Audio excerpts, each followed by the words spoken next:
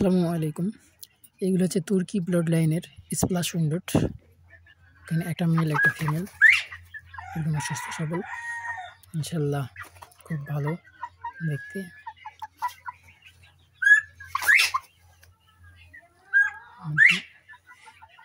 মুরগিগুলো অনেক অনেক অনেক কিউট এবং বড় জাতের। তুর্কি ব্লাড লাইনের স্প্লাশ উইন্ডোট, একটা মেল একটা ফিমেল,